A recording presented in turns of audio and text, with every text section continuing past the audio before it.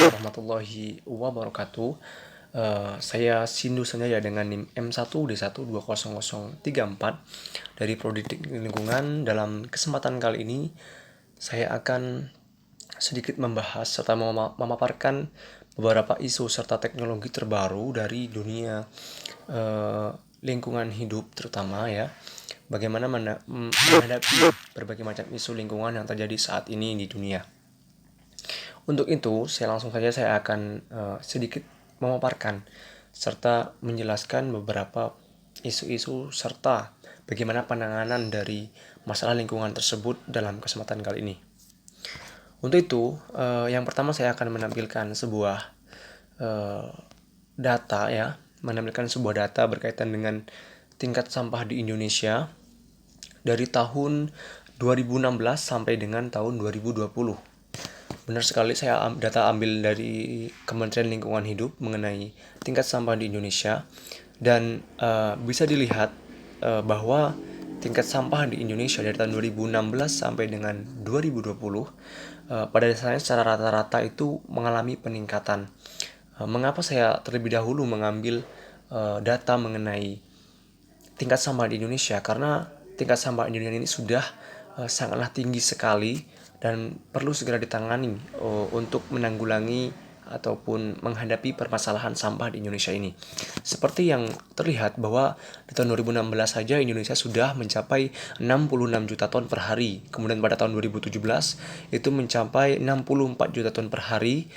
Kemudian pada tahun 2018 itu 66,5 juta ton per hari. Kemudian pada tahun 2019 itu 66 sampai dengan 60 juta ton per hari. Dan di tahun 2020 itu mengalami peningkatan yang signifikan mencapai dengan 67,8 juta ton per hari.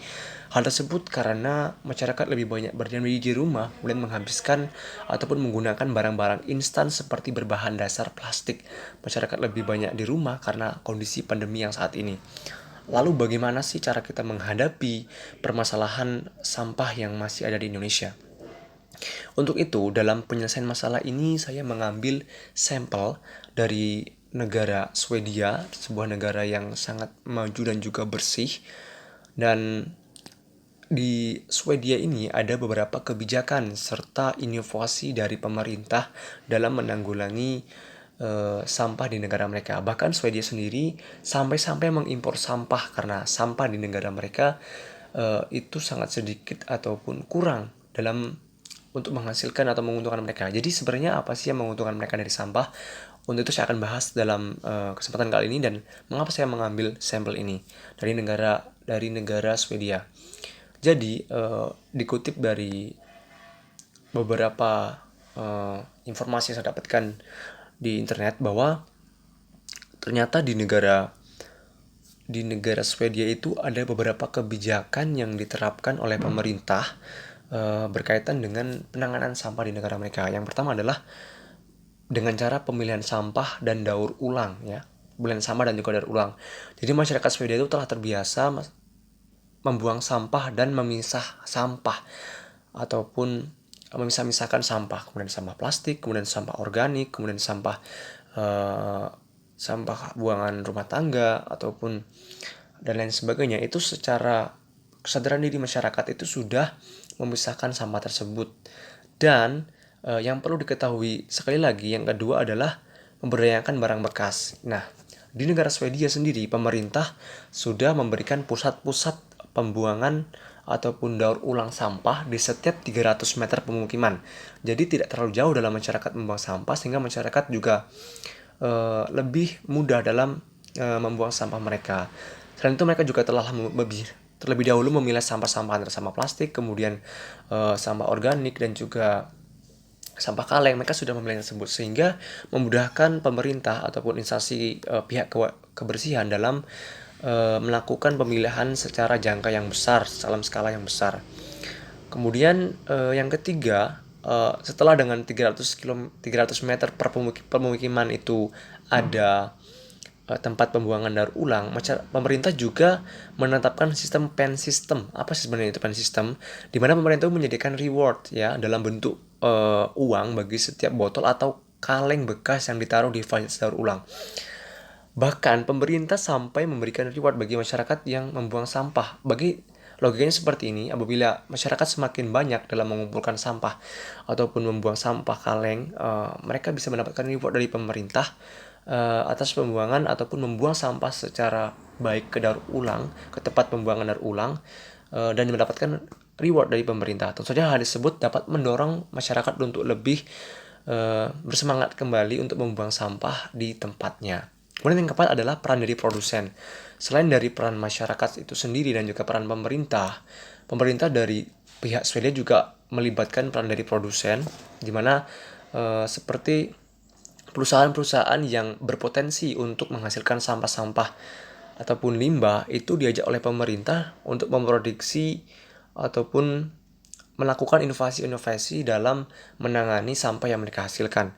Dalam hal ini, bahkan sebagai contoh adalah H dan M di Swedia itu sebuah perusahaan tekstil ataupun baju. Mereka sempat memberikan reward kepada para pembelinya ataupun memberikan diskon kepada para pembelinya apabila mengembalikan ataupun memberikan kepada mereka barang-barang bekas ataupun baju bekas. Nah, untuk itu mereka akan mengolah kembali lagi sehingga sampah yang dihasilkan tidak terlalu banyak.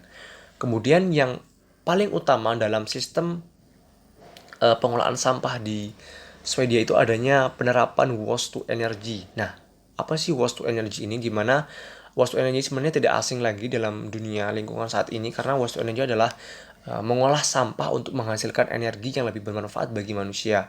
Di negara Swedia sendiri, mereka mengumpulkan sampah, mereka menggiling sampah untuk dihasilkan menjadi energi seperti energi listrik ataupun abu dari pembakaran tersebut mereka gunakan untuk rekonstruksi jalan. Itu adalah penemuan terbaru dari negara mereka.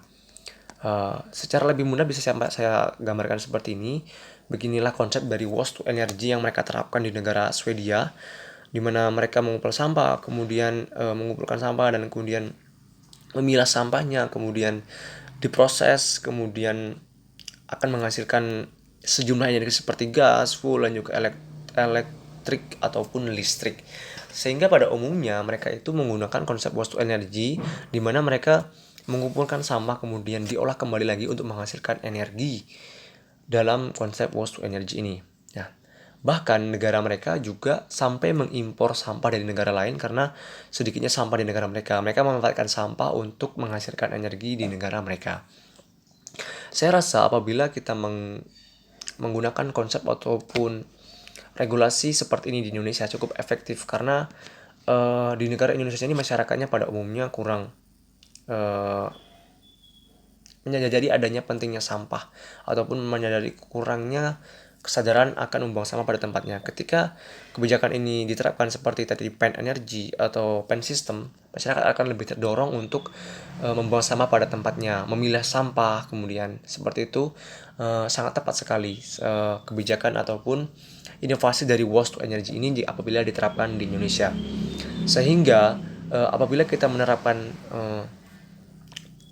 waste to energy ini di negara kita, kita tidak hanya meraih keuntungan secara lingkungan, tapi juga meraih keuntungan secara ekonomi global bagi Indonesia sendiri, di mana Indonesia akan lebih menghemat dalam hal energi karena menghasilkan energi dari sampah.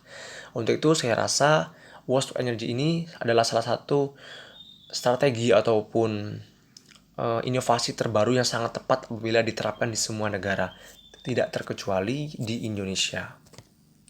Itulah sedikit pemaparan mengenai bagaimana sih ataupun isu terbaru dari dunia mengenai bagaimana cara menghadapi sampah dan juga menanggulangi sampah yang menurut saya sudah sangat darurat sekali dan perlu kita tangani.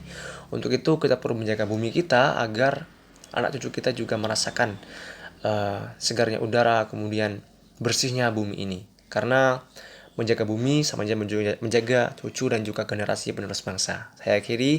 Wassalamualaikum warahmatullahi wabarakatuh.